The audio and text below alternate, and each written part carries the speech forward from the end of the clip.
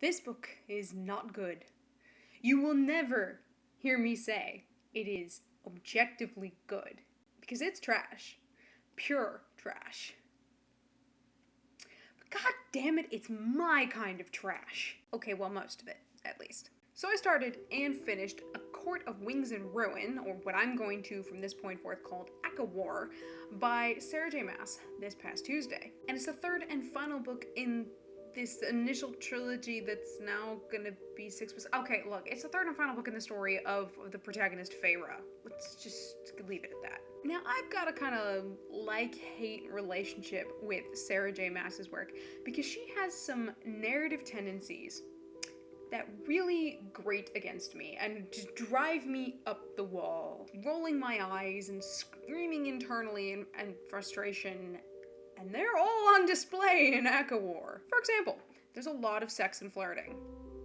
Like, a lot. Now look, I really don't care if there's sex in my literature, which is good because I'd never survive a Sarah J. Maas book if I had a problem with that. She likes to write female protagonists to take multiple sex partners, and good for them! Have a healthy sex life. I don't care. What I object to isn't the fact that the characters are having sex and having it frequently in these books.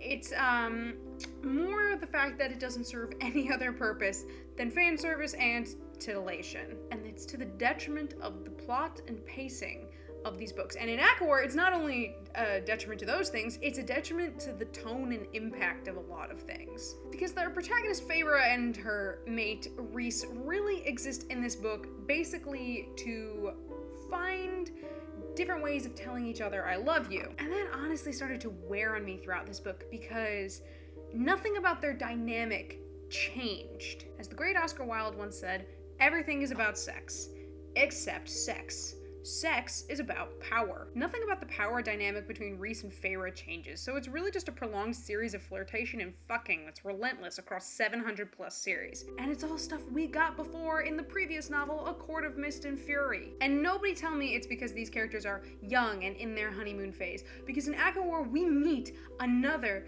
high fae mated married couple who are new to the whole we're mates / married thing. And they seem to have a healthy sense of decorum about them. Just literally all hail Callias and Vivienne, they're just like hashtag high fae mate goals. But beyond the constant flirtation that just after a while really wears me down, there is one particular scene in War that impacted the plot, pacing, and the tone, and it was such a tonal about face in such a way that I found it inappropriate, and I was actually furious. I suppose this could be considered spoilers. It doesn't ever affect the rest of the plot, but it's definitely like a third of the way through the novel, so I will leave a time code here.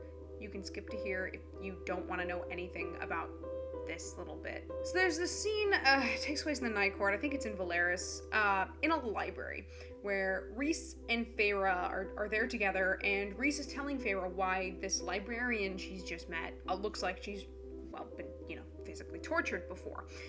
It turns out she was effectively gang raped and tortured. And apparently, like, almost all the librarians that are there have undergone similar or almost identical trauma. And so it's this really intense and dark moment. And, Feyre has all this remorse, and she can tell that Rhys is very remorseful about it as well. And the solemnity is there. But then within like one sentence, they are back to flirting and making innuendos. And I was just like, you two are still in the damn library. Like, you literally just talked about these female characters being essentially gang raped and tortured, and now you're making innuendos. What? I mean, that just like shattered the intensity and the solemnity of that previous moment. And I was honestly just so offended by this about face that it really soured my ability to read Rhys and Feyre for essentially the rest of the book. Don't get me wrong, I liked them as a couple, but it was like every time they flirted or made an innuendo or had sex, which was like every other damn page of this book, I just was like rolling my eyes and making gagging noises because I was just still so angry about that scene and also just getting really sick of this constantly popping up. Again, don't get me wrong, there seems to be moments in this book where Sarah J Maas kind of seems to remember that Oscar Wilde quote, and the sex isn't necessarily about sex. And in those moments, I was like, yes, good, this works, I'm fine with this, I get it, awesome, this is great. But these moments are mainly in the back quarter of the novel when the war actually decides to show up.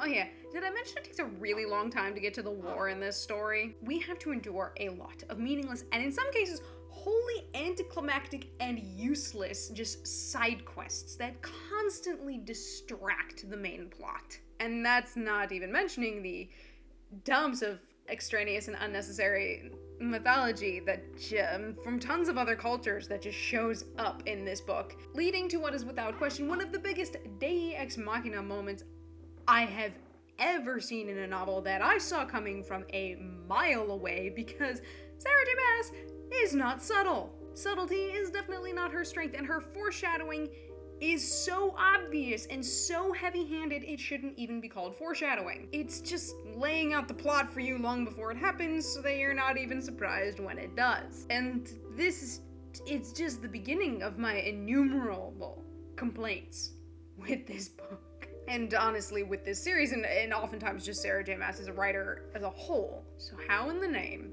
of all the circles of hell could I give this such a high star rating? Because though it took a while, I did get a war. I got battle speeches. I got betrayal and high lords like Callias and Vivienne and Helion, who were fantastic additions to the cast. Really, frankly, that entire Council of Elrond-esque sequence was the best part of the novel. And I'm now convinced that I just want standalone novels for all of the other High Lords that were there, because fucking hell, they were the most interesting players in the game and basically stole the show. I got some interesting tidbits with Lucien's older brother Eris, who is an asshole, but I still find really interesting now, and I'm really salty that that literally went nowhere in this book. And hey, even Tamlin got some fascinating moments, something I didn't necessarily anticipate. That shit was my shit, and I absolutely ate it up. This book was garbage, but it was my kind of garbage, and going along for the ride was a hell of a lot of fun in the midst of all my groans. And there were a lot of groans. Thanks for watching me ramble today. If you'd like to see more from me, go ahead and click that button with my face on it. It'll take you to my channel, where I ramble about a whole lot of different things. Got some thoughts of your own? Go ahead and leave them down in the comments. And make sure that if you want to see more ramblings from me, you click that little subscribe button. That's it for me today, you guys, so until next time, cheers.